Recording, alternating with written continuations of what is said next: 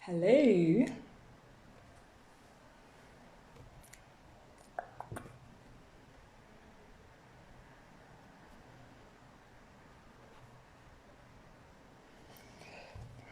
Okay, just figuring technology out. Waiting for Dr. Tlotlo to join. There we go. Okay,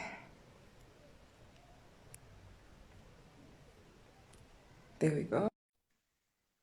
Hello, Melo. Hello, Sikho. I'm just waiting for Dr. Tlotlo to join me. Yay! Hi. Also, is it going live on your phone? Eh, Oh no. Are we on both sides? yay! There you go. Hi. Let me leave. I wanted to use my phone. Let me do this. Oh, let me just put this back a little bit. Did you leave? Let me see. I'm trying to add her again. Okay. I don't know what happened. Oh, there we go. I'm gonna re-add her. She dropped off there. Let's see. Hello, everybody. Thank you for joining us. There we go. Okay. Yeah, Hi. Yes. awesome. Hi, Dr. T. How are you? Hi. I'm getting you. I'm very well, thank you. I don't know about you, but this is my very first time doing an Instagram live, so figuring everything out, the technology was a bit Yes. scary, but I'm glad we're here. But we're I'm here. glad That's you what matters. Yeah. look nice.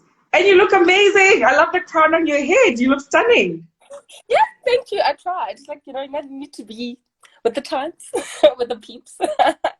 Wow. I don't know where you getting your hair done during lockdown, girl. You've got to plug us. We need the plug. We know people who know people.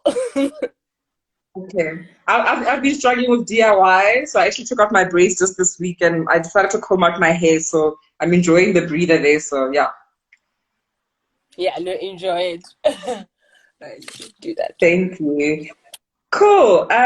Just to welcome everybody who's joined. Thank you for taking your afternoon to come and spend a bit of time with us in conversation. I must just say that I was feeling a little bit nervous before I connected because I've never done this before. But I think once you get into it, you kind of get the hang of things. So bear with me as this is my very first one. And Dr. Tlotlo, you seem like you're a natural, so I think it's gonna flow well. We'll see how it goes. Thanks for having me. All right. Thank you. And thank you for agreeing to be the first queen to be featured. It's such an honor for me. Oh, no, thank you. I'm also a little bit nervous, but yeah, let's see what we can do. Awesome. So I think just as a nice way to flow into the conversation as a starting point, tell us about Tlotlo. Who is Tlotlo? We just want to know a bit more about you. All right. So Tlotlo is I don't know. My mom used to, maybe let me start maybe with my parents. I'm daddy's baby doll, and I was mama's lady.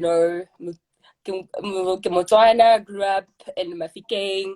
I'm a daughter. I'm a sister. I'm a mother, wife, and doctor, specialist psychiatrist, and the first youngest aerospace physician in the country.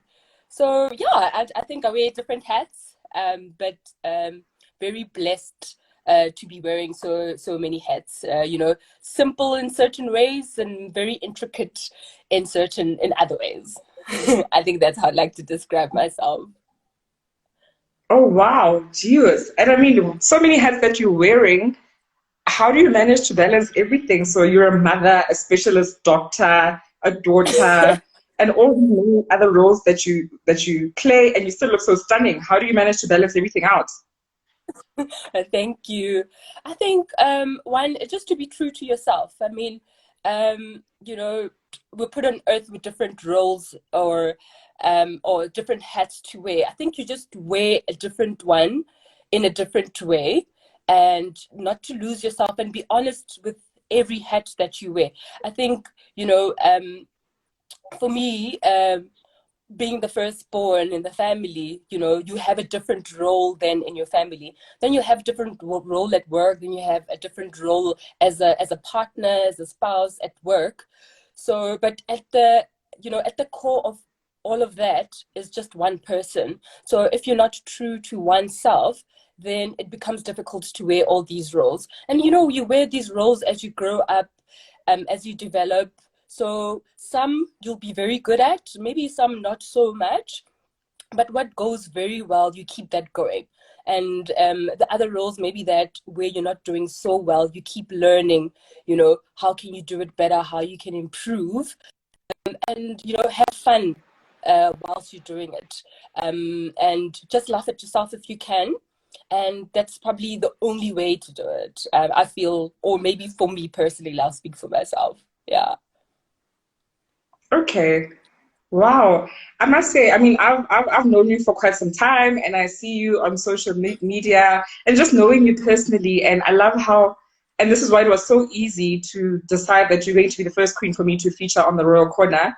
The authenticity that you come from. I think the fact that you're highlighting the importance of being true to oneself, I see you doing it so effortlessly, even from a distance. How do you hold yourself accountable, really? How do you hold yourself accountable? Because I think it's so easy to get lost in all of it. You're wearing the hat of a doctor so well, you're wearing the hat of a wife so well, you're wearing the hat of a mother so well. How do you keep yourself in tune just to say, you know what, if you seem to be like deviating a little bit, how do you say, we need to stay centered? What do you do? Well, you know, sometimes you actually have to step out of all those roles. Hey, just step out of the roles and be by yourself. You know, I remember one time, I think I was an intern, and I just decided, you know what, I am going to take a solo trip on the garden route, and just I was like, I'm just gonna be by myself, me and my thoughts. And everyone was like, oh my gosh, that is so scary, how can you do that? But sometimes you just need to step out of that role and go be by yourself, you know, because you can get lost in each role, and you sort of lose yourself. So sometimes you just need to take a step back and be by yourself. But you also need your family, friends, surround yourself with people that will sort of almost remind you if you are sort of getting lost in each, you know. So you need to surround yourself with positive people, you know, whether it's family, whether it's friends. And you need to be okay that sometimes they will tell you very uncomfortable things about yourself, you know, when you're sort of going off track. So, but you also need to know that they're probably doing it from a point of love. But with me, I actually made like a conscious effort to tell my family and my friends. And I said, listen, I need you to, I need you in my space, and I need you when I'm good, when I'm bad, or when I'm going through a bad time, or I need to surround myself with people that I can be vulnerable around to be my true self, and including the good and the bad parts.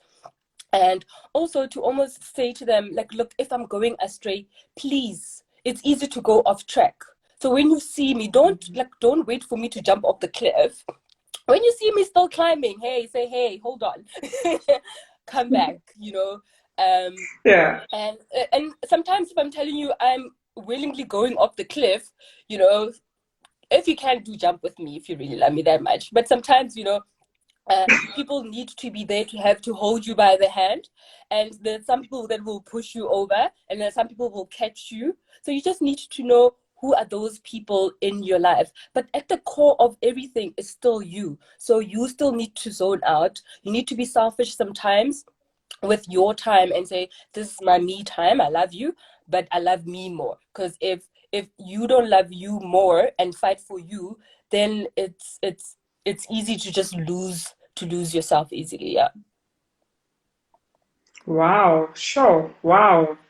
Wow, that's amazing. And I like, the fact that you're highlighting the importance of, selecting the people that you surround yourself with and being open enough to be receptive of, whatever feedback they've got to give you.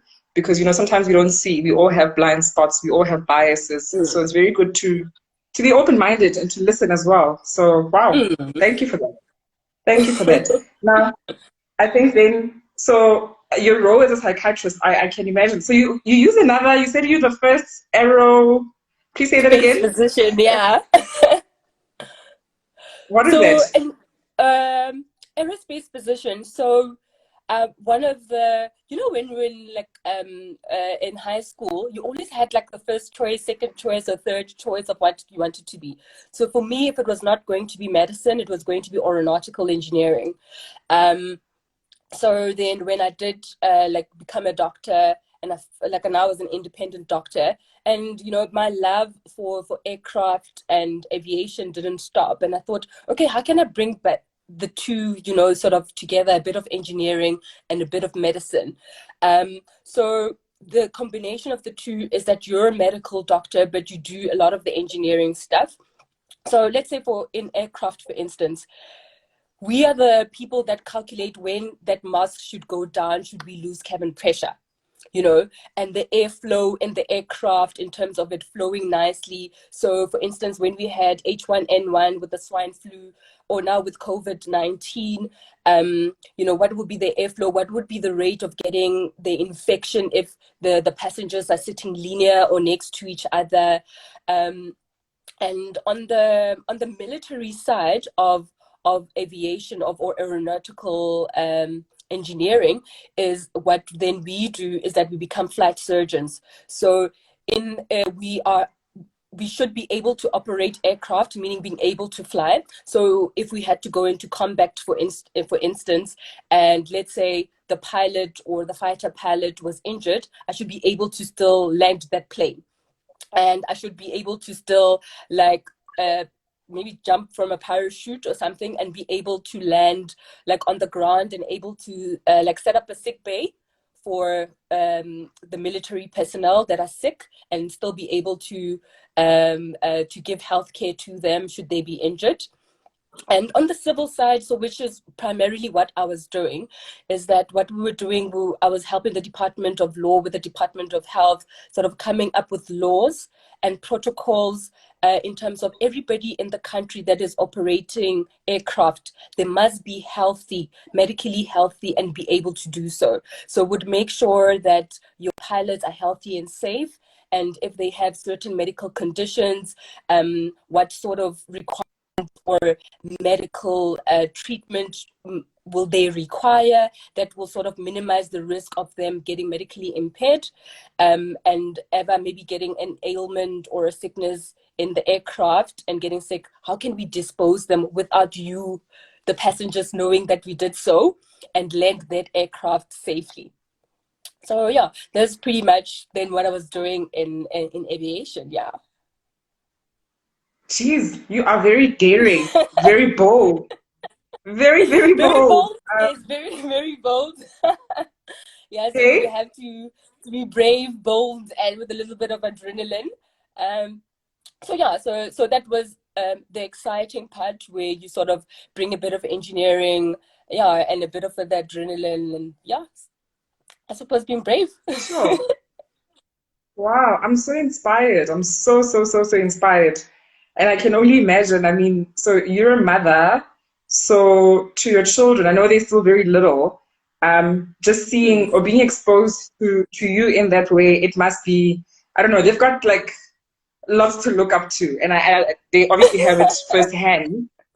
Do you find, how old are your kids? The oldest is 4, and Yeah. the little one is 13 months. Yeah. Oh, they're babies. They're babies. No Do you babies. see, Yeah. do you No, see I think like, you. sorry, Sorry, go, you. go. No, I was saying, I think the only time that my daughter actually, like, the oldest one, um, like, realized that maybe I might be a doctor, you know, was one time the hospital called me, and she was in the car, and I think when she heard Dr. Tonyane, and then, you know, I was speaking to the nurses, like giving them, you know, prescription orders, what to do with the patient and everything. And she looked at me, she's like, so Mommy, you like Dr. McStuffins. You like a doctor. So I'm like, all this time, when you see me in scrubs and leaving for work, where do you think I was going? But I think it's dawned on her. Oh, And I think the more older she becomes, then she realizes, okay, but like this is real. I think now with the routine, she understands more about coronavirus and everything.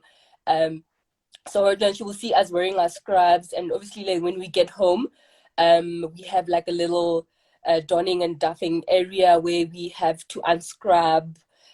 So it's a little bit difficult because they're used to running to us when we come to the house and get a hug and a kiss. And now, having to oh, tell them, yo, you can't give mommy a hug and a kiss. I have to first take off my clothes and, go wash my hands, wash my face, or take a shower, and then, come and give them a hug. I think that's been difficult now, being both of us, me and my husband, being doctors. Then they're starting to realize, okay, like this is real. So you are actually a doctor. So you're just like mommy. And now she sometimes goes, so today, are you mommy teacher? Because we do online classes. So are you mommy, or mommy doctor, or mommy teacher? So we have to come and remind them, I'm still mommy anyway. oh, geez, man. Yeah. Yeah, with both you and your husband being doctors in this time, it can't be easy. So I'm just guessing your support structure, because if you're both like out and having to be at work, and having because you're both on the front line really with essential services. Yeah. So what support structures do you have in place to ensure that everything still runs smoothly in the household? Look, I think the first, for us, we literally had to sit down and say, like, how are we going to manage this? Because, we can't get a live-in helper, and we can't get like the support structure that we usually have, like, with the nanny and everything. And, like first thing, I know our mothers used to joke about it when we were growing up. Gore, ngwana ke wa gago as mosadi, So, like um, I wear many hats, and should I get sick or something would happen to me, the hospital can always get another doctor, a patient can always get another doctor, but my children can't get another mother except me. So I think that's one of the things that we sat down as, as parents, as a couple, and said, like, look, one of us will have to do more of maybe the parental role and staying at home whilst the other goes to work, but be there sort of for each other. So I think for the most part, because my profession, I can still do a lot of video consults, online consults. I've had to sort of cut down a little bit in terms of work, and my primary role, which is now to be at home. And but we do take turns. Then I'll go into work, let's say in the afternoon, and most of the morning, so that I get to do like the online classes, help with homework, help with crafts, gross motor, and all of those things. And then if need be, in the afternoon, my husband will come relieve me so that I could go to work. So we've been sort of like teamwork all the way. And he sort of understands. I also understand that sometimes he has to go to theater, and we just have to plan around it. Yeah, so that's primarily, we've been sort of like almost relying on each other. But I mean, we also have like our friends, neighbors, or should anything, like both of us are stranded, that one of us, or one of our friends can still come through and help. Yeah. Wow. Sounds like the kingdom is running very well. A king and a queen together, doing it well together. Yeah, the castle has to keep Um, going. it Yeah. certainly has to, and the princesses have to also, everything has to be running smoothly with them. Now, with the role that you play, so being a psychiatrist, I think that's a very key speciality in our society. And I know that with COVID-19 right now, the times that we're going through have been like, they've shocked us all. It's almost like you were sleeping and then you woke up in this new world, like somebody snapped their finger and you were here. Mm. So, I mean, I can't even begin to imagine what things are looking like from your perspective as a psychiatrist. So, I don't know. Do you want to share something with us in terms of whether Look, it's what? So kind you of got cut anything. there. Sorry to Yeah, the me. signal The is a last bit. part. Yeah, the last part, there was a little bit of a lag. I couldn't hear. Okay, so I was just saying, as a psychiatrist, and with the times that we're going through, challenging, they're challenging for everyone. Even people who are generally like labeled as strong. It's a Mm, tough time because we've had to obviously we've had to change abruptly, and it's never an easy thing to go through abrupt change. I mean, suddenly you are working and parenting and teaching and being a student. mm, You have so many other roles that you have to play at home that if it's become very difficult to kind of try and distinguish between the different parts of our lives. So, from a mm. psychiatrical point of view, what can you share with us? Look, I think this is a very difficult time. I think for the world itself, you know. Um, Look, we're dealing let me start maybe from a medical point of view, is that we're dealing with a novel virus that we're learning something about it every day. um, and this change was abrupt. It was not like something that we were prepared for. We like gradually could accustom to. It was like a sudden thing that happened, and we put on lockdown, and it's for our safety. So the world as we know it almost changed. And the world as we know it going forward is also going to change, and it literally, it's like the world was turned upside down almost. And I think what um you know it's maybe not a nice thing to say as a psychiatrist, but there's certain life events or natural disasters that happen that almost sort of remind the world about those underground kids, or that brown sheep in the family. I think when I see a lot of memes and say, the COVID-19 has almost given the world a time to reset, and the world some time to heal. But it also started highlighting the importance of mental health, which most people have sort of put in the bag wagon. And for me, it's also almost saying mental health is not only when things have gone wrong, but it's when also things are going right, and how to keep it going okay. And I think this is one time that has highlighted that most people didn't realize that how sometimes we neglected our mental health so much. And we had distractions, like going to work was a distraction. We had escapes. And now we're confronted with ourselves. We confronted with some of the decisions that we made. We confronted with knowing ourselves in different ways, knowing our partners in different ways, and knowing our family in different ways, experiencing our children in a different light and in a different way, because perhaps we were like so busy. And now we've been given a moment to pause, Hmm. and almost reflect. And that pause, for some people, it's very anxiety provoking. For some people, it's going to be life changing, and some people in a good way, and some people, unfortunately, in a negative way.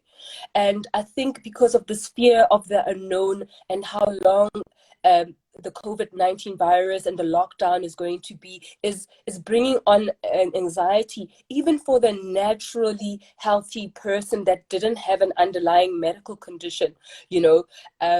And we are definitely going to see a lot of our anxiety, almost move in waves. It will get heightened, and it will go down, and it will go up again. But for me, it's like in a roller coaster. We don't know how many people we're going to lose at the top. We don't know how many people we're going to lose at the end. And then who is that person that we're losing? Is that person you? Is that person my sister? Is that my mom? Is that my dad? They stop being a statistic, and it almost makes you take some time and almost reflect and think about your own morbidity and mortality. And there's something that we never had to sort of deal with, unless you go to a funeral, for instance, or when you hear somebody has passed on. But now this is almost a reality that makes you think that, well, this could end for me, and what would it look like? And what would it look like if I am not here? How would it look for my children, for my siblings? You know, what legacy do I want to leave behind? It's making people almost like do a little bit of a self-check, you know. And sometimes the worry, I think the biggest worry with us as mental health practitioners is when you're reflecting, do you have a space to offload?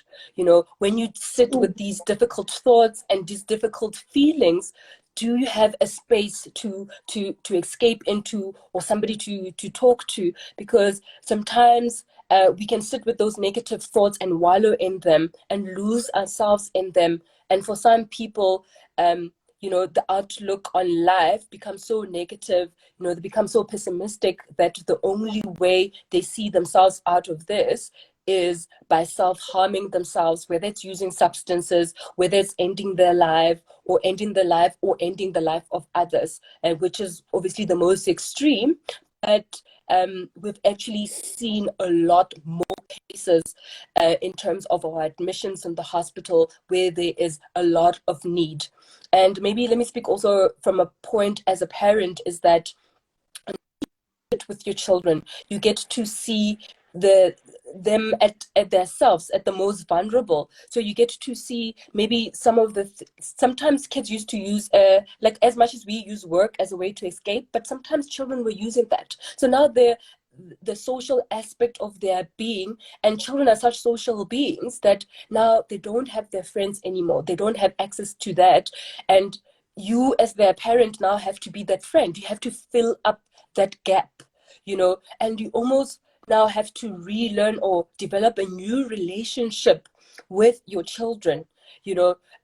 And some children, or the distance or the relationship between parent and child is so estranged, or they're so far apart that they're missing each other, and that now the children are escaping and wanting to do substances as a way to avoid the parents. The parents are reaching out, but perhaps how they're reaching out is also alienating the children more. So, you know, it's bringing a lot of dynamics. And if you think about our friendship circles as our friends, we used to meet in person. So, you know, we took some of our love languages for granted. For instance, what it means to give somebody a hug, you know, how it feels to hold somebody's hand, you know, those certain parts of who we are as human beings are now also taken away from us. How we used to express our love and receive love has also been taken away. So we are actually going through a lot, you know, as individuals in our different spaces and as a community as a whole. And we also faced with the underlying stresses that we had before. It's almost like now those things are highlighted to us. They're almost staring us in the face and say, well, you can't avoid me anymore. You have to confront this. And I think that's very scary for some people, because should you start confronting that, you stand to lose a lot. You know, and what does it mean to lose X, Y, and Z? What does it mean to lose this friend? What does it mean to lose my partner? What does it mean to move from this space? It's all scary, you know. And then for some people that can be so overwhelming that it paralyzes them. It almost becomes debilitating. There's some people, yes, it can spiral them on and motivate them to do more or to do better. But for some people, they need that holding hand or that support that could get them through all of this. And then, you know, you go through social media, which can be both a gift and a curse, but then you see certain sayings, or say certain codes or certain memes. And there's one that stood out for me, you know. I remember reading it, that if you don't come out of this lockdown with a new hustle, with a new skill, you don't learn, you know, you don't lack time, you know, you lack discipline. And, you know, and I said, you know, yes, that is well and good, but to somebody who will read this, it'll almost highlight to them their weaknesses and how much they're not doing as compared to others, you know. And I was thinking, but actually coming out of this COVID alive, alone is the biggest gift that you can give to yourself. Keeping yourself healthy and safe is the biggest gift you can give to you and to humanity. All the things that come after that are bonuses. It becomes a bonus because there's somebody that didn't that doesn't have a meal. You managed to make a full-on several colors meal, or learn how to bake, or do banana bread or chocolate bread, and try. There's somebody that doesn't even have food to do that. So already on that, that on its own is something that you have achieved. There's somebody that didn't actually have the energy to get out of bed, and there's somebody that didn't wake up this morning. So the things that we take for granted, almost getting out of bed and brushing your teeth, somebody didn't even have the motivation and the energy to do that. Somebody didn't have the energy to make a slice of bread, or eat toast. So certain things like that from social media, yes, they can propel other people, but to other people, they literally could be that one thing that you read that puts a stamp on those negative thoughts and all the challenges, and almost mentally and physically almost arrests you. Sure. Wow. Wow. I was listening quite intently to what you were saying, and one of the key things that I picked up in the beginning was when you said, even for someone who did not have an underlying, because of the time that we're going through, even for someone who didn't have an underlying mental illness challenge, whether it's anxiety or whatever the case may be, this is a very testing time. Now, as someone who may not then have that underlying illness, when do you know when to get help? How do you know when to get help? Because so for me, I'm very big on self-care, and my self-care includes saying, if today I'm not feeling up to a certain task, I'm not feeling the greatest, I let myself be, because tomorrow is going to be a new day. And that's literally how I kind of approach life, and I reset. I'm like, okay, tomorrow is a new day and we'll get through it. Now, if it starts becoming consistently those days, so today, tomorrow, and the next day, and it starts just becoming very dark, at what point do I then need to start seeking help? Look, when it starts not being you, I think sometimes we know when we're not well. I mean, there's certain physical symptoms that you start getting. Let's say if you had a flu, for instance, or a common cold. Let's use a common cold. There will get a point where, whatever you do to try self-correct, whether it's changing your diet, eating more, let's say, more oranges, drinking more lemon, herbs, and all of those things, there comes a point where your body sort of caves in, so it's almost like a human psyche. It's almost that one symptom is not enough. You want them to pile up for a long while before you do something, but sometimes, like you say, when is it the right time? When these negative thoughts starts coming, and they're saying, and perhaps let me speak for depression itself. It's probably at the extreme end when you start getting suicidal thoughts. That is too far gone already. The illness is too far gone. When you feel this mood is low, it's staying persistently low for most of the day, more days than others, already that is like a call for concern. If like mood starts taking away and eating at the beautiful parts of you, the beautiful parts of your day, your appetite starts changing, your energy level starts changing, your sleep starts changing, your attention, your concentration, your memory, that is the illness getting much, much more severe. So I think often people come and identify things when they're too far gone.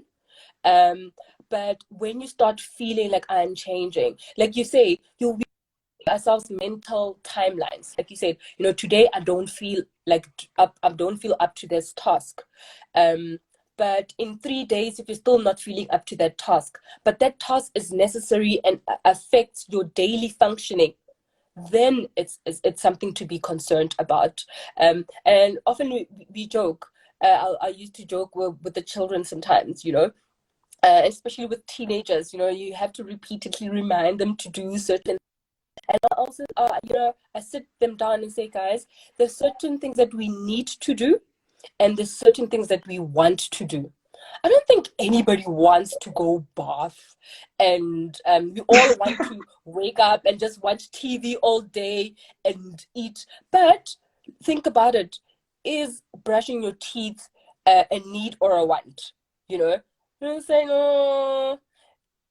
They'll initially say it's a want, but I like think about it. They'll say, okay, it's a need because we need to brush our teeth because there are consequences if you don't brush our teeth. You'll have halitosis, you have cavities, you'll have that. All right. So it might not be something that we want to do, but it's something that is necessary. So I think when you certain things in your mental health, in your physical health, start affecting the things that you need to do, and they do that in a negative way, that is some time maybe to take a pause and say, am I okay? Is this something that I can try change and self-correct by myself, or do I need support to do it? And I think most time in mental health, it's usually people wait until the extreme end, unlike physical health. Because physical health, you'll get a headache, you'll take a Panado, you'll get a runny tummy, or you'll get heartburn, and you'll do something about it. Often in mental health, we ignore our mental health and these mild changes until our body starts to scream, and it screams in pain, and it knows if I give you a physical symptom, if I give you a headache, that you'll do something about, that you'll take a headache for. You'll look for help for that, but I'll give you a headache and I'll make you not see, or I'll make your heart beat fast, or I'll give you chest pain, or I'll change, your something in your digestive system, make you uncomfortable, because that you will listen to, and you'll go to a doctor or you go to a GP, and they will do all these investigations and they will find medically nothing wrong. And you'll eventually end up with a psychiatrist. But that time, from the time we experience the symptoms and by the time you see a psychiatrist, we've lost how many days? Some people it's years. Sure. Okay? And by the time you come, you now not only present with a mental health illness, but you present with a physical illness, because now all this stress, all this burnout, all this depression and anxiety has now expressed itself as hypertension, as diabetes, as part of HIV, as part of cancer. On all of these things now we have to deal with the mental health, but also with the physical aspect and the physical illness that is associated with mental health. Yeah. Sure. Wow. And I think, for looking at myself as a mother and as a friend, we don't often know how to then support the people around us as well when they're going through some of the symptoms that start to present. So, for example, my son is 9. He's 9 this year. And I know he's always been very, like, I'll use the word obsessive very loosely. Just he wants things a certain way. He wants them very perfect. And one of the challenges that we've experienced now during the lockdown, with learning from home and having to play teacher. I mean, the patients, I do not have to play teacher, but it's not like I have a choice. Um, and I realized that with a lot of things, like he over fusses, and I don't know how to support him, because I'm like, I'm just so free spirited. I'm so easygoing. So as a parent, as a friend, where I know someone, or as a sister who's challenged in a certain way, or they presenting certain symptoms, whether it could be anxiety or whatever the case may be, what advice do you give to someone like me who doesn't know how to deal? Look, you're quite right. I think most people don't end up helping because they're so anxious that, will I be able to help, and will I be able to help the right way? And like you say, how do I then help them in this scenario? I think there is no formula to it. We are all different, but you sort of know your sister better than anybody else. You'll know your child a little bit better than anybody else. So sometimes just listening alone is enough. There's almost that um that burden. You're just like offloading. You don't have to give them a solution. Sometimes just listening is enough. And I think maybe perhaps in our generation, perhaps what as the parents that we are, our children are taught in schools to their emotions. So something that you can do with the child, and especially when he's feeling frustrated, is to ask him, what are you feeling? How does that make you feel? You know, why are you feeling a certain way? Because they are not taught in schools, and maybe certain schools, not all schools, you know, to be more self-aware and say, mommy, I feel pain here. Mommy, you're doing this to me. Mommy, I don't like it when you say things like that, you know. If I try to say that to my mom growing up, it would have been a different story. But you know, I think in it's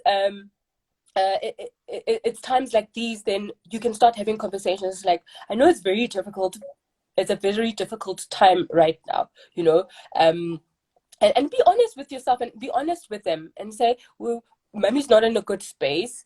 The world is not in a good space. We're all going to be sad. We're all going to get angry. But tell mommy if you, or daddy, if perhaps you're feeling a certain way. Or what do you, or sometimes you can ask them, why are you finding difficult to do? Or what are you finding easy to do? Sometimes start with what they can do first. It's like, what do you enjoy doing? Or what is very easy to do? Oh, mommy, it's easy for me to do, to put my box here and my toy there. Okay, what do you think mommy and daddy can help you with? Or what do you find difficult? And sometimes you can also do that with adults. You know, you can just ask your sister or your friend and say, my friend, right now, what are you finding easy to do? It's like, okay, I'm finding it easy up. Maybe I know the house gets rowdy and everybody wakes up at 6, but sometimes I find it easy to wake up at 5 and just have a moment to myself, or that maybe first cup of coffee.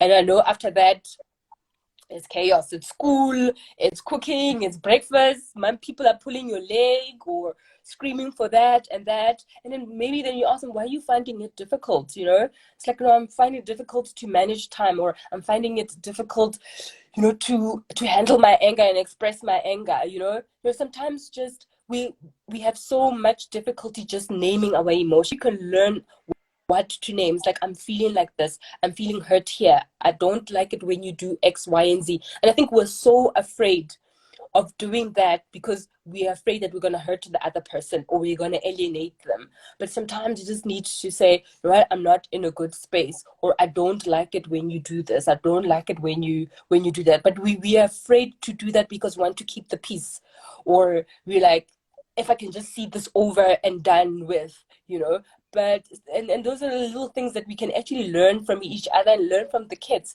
They literally wake up every day excited. I don't know what they're excited about, but they wake up very excited. They forgive very easily, and they're very affectionate. So you know, those are the things that you can take. It's like, but how am I actually being affectionate to myself? What am I doing for myself that is nice? You know, why am I not saying I'm unhappy or I'm sad or I'm angry? Because that actual emotion is going to change the chemistry in the brain, and you're just going to feel like the choking feeling, or you get tremors, or that thought will stay in your mind, almost obsessive like, that you can't sleep, and you keep going back to, you know, wow, so angry, all of that and all of those things. So, and the brain holds on to the negative stuff. Don't know why. Yeah, we're still going to find the formula, but the brain will hold on to the negative stuff, and all the positive stuff, it goes through your brain and gets out of your toe in a second, but the negative stuff will stay and almost goes in grades. And sometimes, like you said, you take time out to be by yourself, to do some self-care. Sometimes when you're doing that, when you're taking that shower or that bubble bath, you know, you start feeling like that knot here or that pain there. That's your body saying, you're not okay. This is where I'm keeping your anger. You know, this is where I'm keeping your stress. This is where I'm keeping your anxiety, you know, and I'll keep it there until you do something about it. So those are the little maybe things that we can sort of do.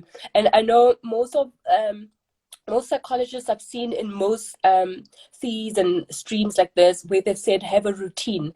Um, look, it's nice to have what I'm going to do Monday, Tuesday, Wednesday, Thursday, Friday, but having a routine sometimes can feel rigid, and sometimes it can feel inflexible, and that if you didn't achieve this today, you almost feel like a failure, you know. So sometimes, yes, a routine is good, perhaps you have some structure, but it needs to be flexible. And it means that if you didn't meet a certain deadline or certain goal that you wanted to do that on that day, you need to be kind to yourself, you need to be patient with yourself.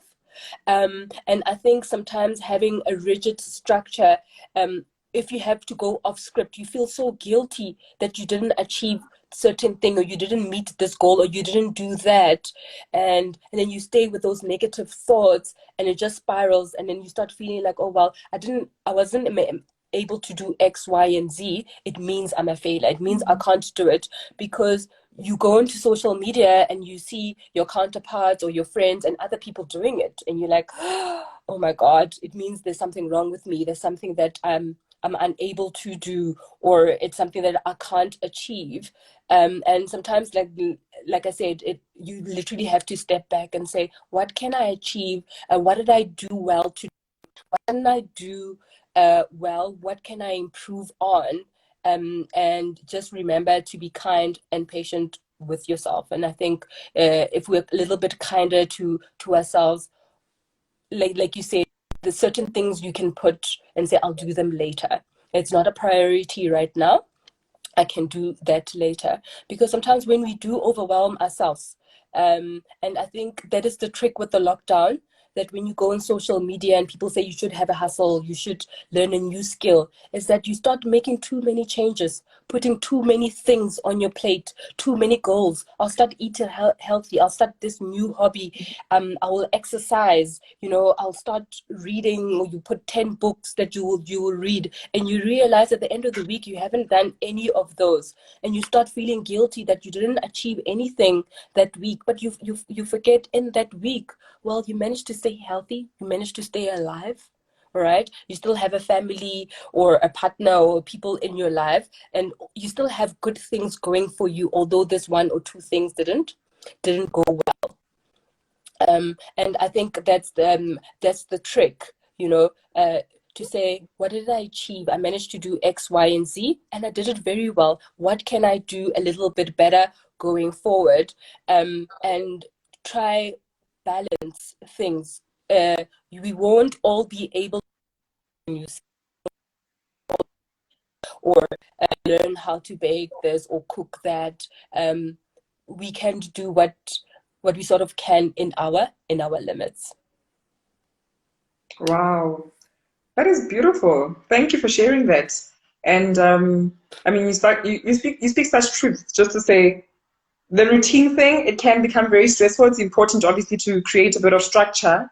But like you say, you start to feel a sense of almost failure and worthlessness when you haven't done certain things. And in fact, I was speaking to a friend who's battling, and she was saying, you know what, I am just, all I'm doing is making sure, because I realize that with the whole routine thing is not working out for me. I'm struggling right now with my depression, so I'm just trying to, that little things that I add onto my list of things to do, and not even a lot of things, and as long as I've done that in no particular order, it makes me, yeah, it makes me feel like I've achieved something at the end of the day, instead of Yeah. having this rigid routine to say from 8 o'clock until 10 o'clock is what I'm going to be doing, bah, bah, bah, bah, bah. Hmm.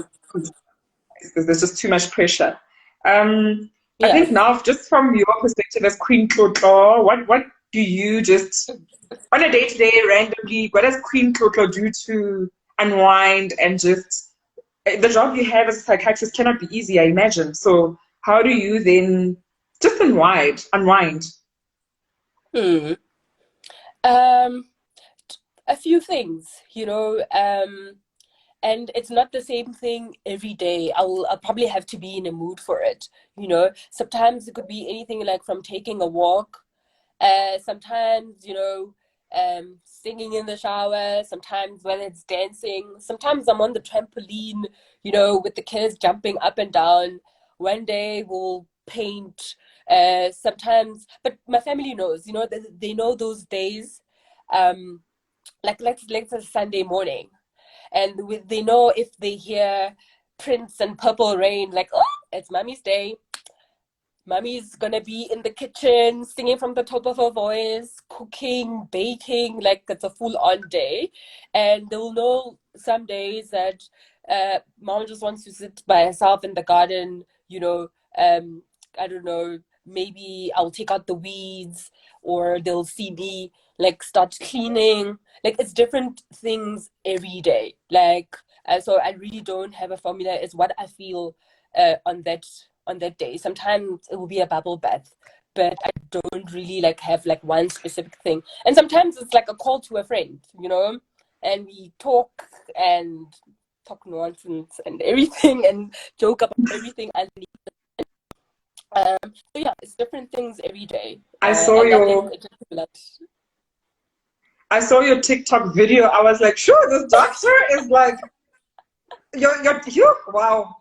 It's a hot video. If you allow me, I'll share it. If not, I won't share it. But I was like, wow, I love that. I love how you're just free and you are who you are, and don't forget who you are at the very core. So, and it brings me just to the last question to say, what philosophy do you live by, or what's your life mantra almost? Like, what's that thing that just keeps you going and gives you direction?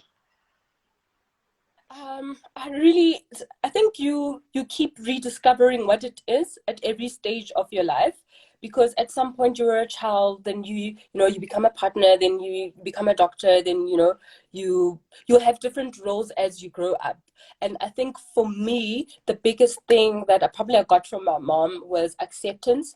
Acceptance is probably your greatest weapon, and to accept the beautiful parts of you and the not so beautiful parts of you, and to also accept that sometimes your own thoughts can be your worst enemy. And I know with myself, I'm very competitive. Like, growing up, I used to play a lot of sports, and sports was not enough. Then it was academics. Then I did performing arts, I did drama, I danced. So sometimes, to accept that, Rome won't be built in one day. You can't be great at everything, and you can't be good and the best all the time, every single day. In somebody's story, you are the bad person. To somebody story, you're that toxic person or that toxic thing that they need to cut out, and that's okay too, and you need to be kind to yourself all the time, and take moments, where some critique, yes, you might not want to hear it, but accept it for what it is, and go think, is it something that I want to do? Is that something that I want to change? But it needs to be for you. So accept all parts Wow. of you, all good or bad. And sometimes accepting things, it doesn't mean you're saying you are okay with them. Like accepting that a certain event or a certain traumatic incident, you're saying it was okay for that to happen. And I think sometimes I would speak to patients maybe that have had like a sexual assault or a trauma like that, is that when they think they accept that this has happened to them, it almost says it was okay for it to happen, and it's also okay not to be okay sometimes, yes, you wear all these hats, you keep learning. Sometimes you're not going to be okay yourself, and during that time, accept help. Accept as much as you are. You accept that you're human. You will wrong people, you will hurt people, they will hurt you. Learn from them, learn from yourself, learn from the environment, so at every point, just accept the world for what it is, and people for who they are. And I think it goes against human nature, because as human beings, I feel we want to control things. We want to control what is going to happen. You want to control, at 8 o'clock, I'm going to get up and I'm going to go to work and I'm going to arrive at 9. But what happens in between, you don't have control over. And that is what keeps pushing me, that I need to keep accepting. I need to accept at this juncture in my life, perhaps being a mom will take more precedence than that. And sometimes it's very difficult. And at some point, my career and my profession will take precedence. And sometimes maybe a wife will take precedence, or that will take precedence. Just accept it and try not to fight it as much. So yeah, for me, I think acceptance is the biggest thing. Sure. Sure, that is beautiful. Because I think we struggle with that a lot. We struggle. I mean, myself included, just accepting COVID-19 right now. I think in the beginning it was just so Yeah. difficult to accept that this is where we are at. Let's rechannel our minds and just Mm-hmm. adapt to the way things are. I think that's always the toughest step. So thank you so much for sharing that. Thank you. Thank you. Thank you for Um, having me. Thank you for really opening yourself up and for spending your Saturday afternoon and for everything that you've shared with us. I think it's been amazing. Keke is saying here that it's been an amazing chat. And I just want to say all the best with what you're doing, being an essential service provider, because I think you're doing great work in our society. Mental health is definitely a big thing. I think we tend to discount it just based on, people, if you don't see a physical symptom, then you're not, or people can't see it, so you're fine. So keep doing what you do and keep spreading the light, because you are spreading lots of light without even being aware. And so when I shared on my page that we'll be having this interview or conversation, because it's been a conversation, someone actually DM'd me and they said, she has been so amazing. So the person has seen you as a patient. I didn't tell you this, but the person has seen you as a patient and she said you have like changed her life. So keep doing what you do. Keep doing what you do, because you're touching many Oh, lives. And thank thank you. you. All right, Cool. bye. And keep working on with that crown on your head. I love it. On my head. Bye. Cool. Thank you everybody for joining. I'll save this on my Instagram TV channel. You'll find it there when you're looking for it. All Cool. right. Ciao. Bye. How do I hang up? I don't even know.